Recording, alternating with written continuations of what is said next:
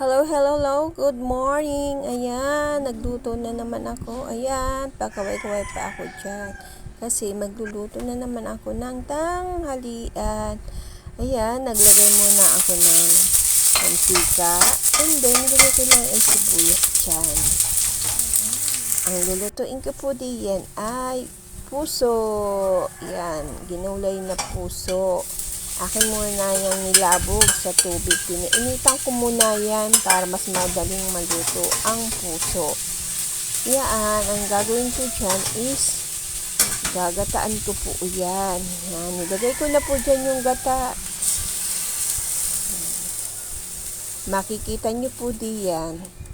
Simple lang yung pagluluto ko dyan. Wala ako dyan nilagay ng mga ricado. Basta ang puso lang yung aking ginawa.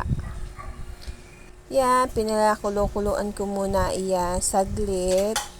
And then, nilagay ko naman dyan yung luya. Yung luya ay para maanghang yung puso. Yan.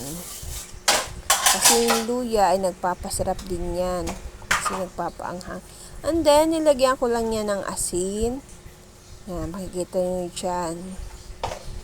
Kasunod, nilagyan ko ng paminta.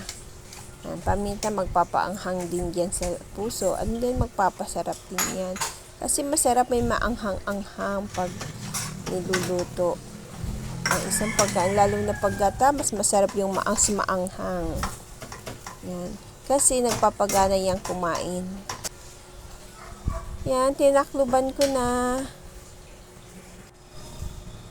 And then yan, inopen ko na yan, tapos nilagdagan ko uli ng sili kasi gusto ko nga medyo maanghang-anghang talaga.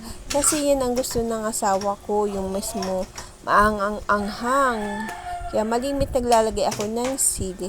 And then, binuksan ko na naman, hinahalo-halo ko na naman. Yan.